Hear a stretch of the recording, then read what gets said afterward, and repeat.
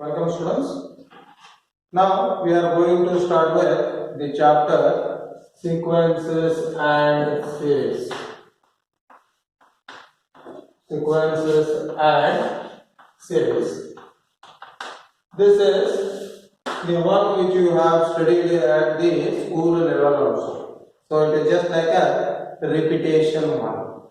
In this chapter you are going to study two types of sequences.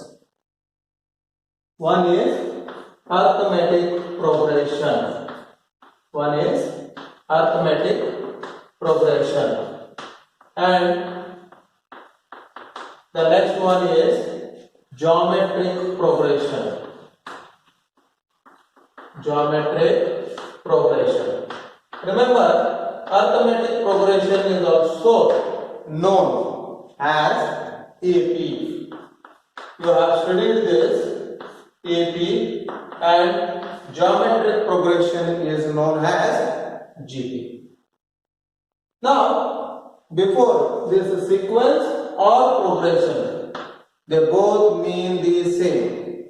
They both mean the same. They have the same meaning. Sometimes they may say it as the arithmetic sequence and the geometric sequence. But the most commonly that we make use here is the arithmetic progression, which is very well known as AP, and the geometric progression, which is very well known as GP.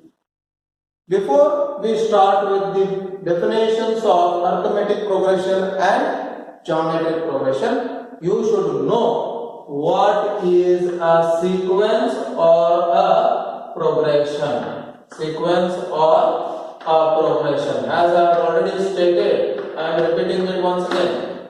Sequence or progression, they both have the same meaning. Now, sequence or a progression is the arrangement of numbers.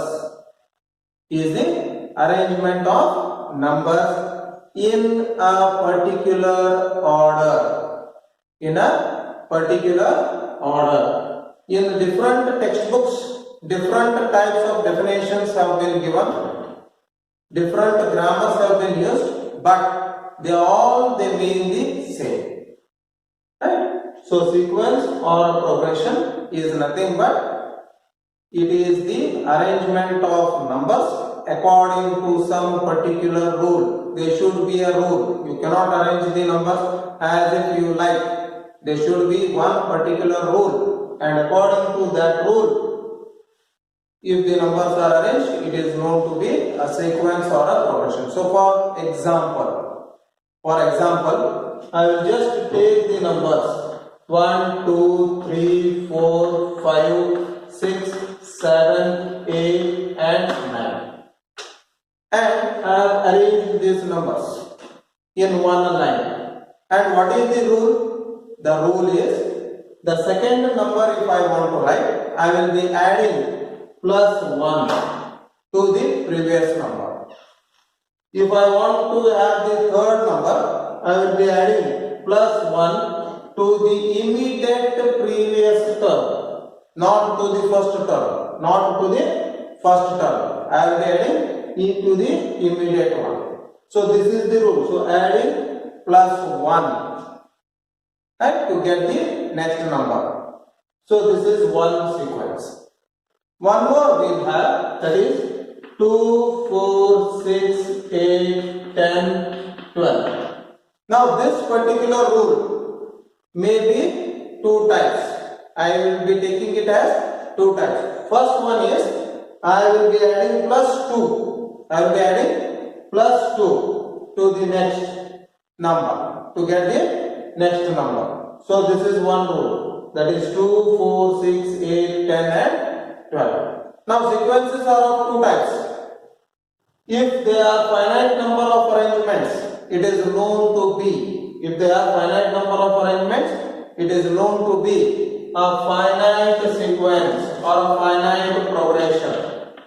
Finite sequence or a finite progression. And if they are infinite number of numbers which have been arranged, so if I place the dot, if I continue, and if I don't end, those types of sequences are known as infinite sequences. They are known as infinite sequences.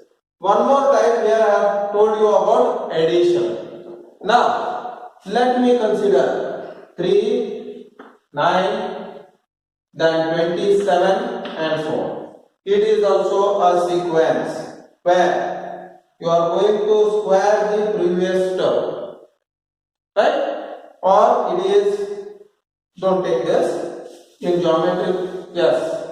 So you can take the same one where it is multiplication, where you are going to multiply it by 3 to get the next term. So 9 3s are 27. So if I want to get the next one, you are going to get 27 into 3, the next term whichever you are going to write.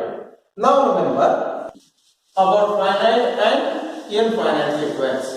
Now, in general, with particular examples I have given, in general, if I want to have a sequence, there are two conditions. There are two conditions. To start, I need to have the first number. So that I will be writing it as A. And second one, whether you are going to multiply it or whether you are going to add it or whether you are going to divide it, you are going to have one more number that is known as the common difference, or if you are going to add it, then you are going to have one common ratio if you are going to multiply it, which we will be denoting it by D and R. So this is one number that you should have. Either you should have the common difference or either you should have the common ratio. If you have the common difference and if you construct a progression, it is known as the arithmetic progression. And if you take the ratio and along with the first term, it is known to be the geometric progressions. For your syllabus in school level, you must have learned the harmonic progression also, but in PUC 1 level, you are going to learn only the arithmetic progression as well as the geometric progression. Now first, as the first part, we are going to study about arithmetic progression.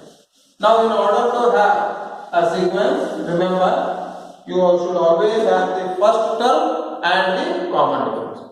So in general, if I want to write an arithmetic progression, if A is the first term and D is the common difference, so A here happens to be the first term and D happens to be the common difference. That is, you are going to add it, the common difference. The sequence obtained by A plus D, A plus 2D. Here I am writing it as A plus 2D, then A plus 3D, and so on. This sequence is known to be the arithmetic progression. So, if A is the first term and D is the common difference, then the sequence A plus D, A plus 2D, A plus 3D and so on. This type of sequence which is obtained is known to be the arithmetic progression. So as an example, I will give you. Let me say that A is 2, the first term. So in order to have the sequence, you should always have first the first term. And let me say the common difference is 3. The common difference is 3. So construct an arithmetic progression or construct a sequence. So the first term is 2. If I want to get the next term of the sequence, I should add 3 to the previous term, that is the first term. So 2 plus 3 is 5. Then I should get the third term. In order to have the third term, I will be adding plus 3 to the immediate previous term, not to the first term. Many of the students get confused that we should always add it to the first term. No, it is to the immediate previous term. So 5 plus 3 is 8. Then if I want to have the fourth term, I should add plus 3 to the third term. So 8 plus 3 is 11. So this is how an arithmetic sequence or an arithmetic progression is been constructed. Now here in this general term a plus d, a plus 2d, a plus 3d and so on, you are adding d to the first term. So the second term is a plus d, a plus d. You, in order to get the third term, you will be adding d to the second term. So a plus d is a plus 2d. So this happens to be the third term here. Now, if I want to get the fourth term, I should add plus d to the third term. So a plus 2d plus d is what? A plus 3d. So in this way you are going to construct it. So this is a brief introduction. So in the next classes I will be continuing with how to find the nth term and what do you mean by series and the arithmetic series.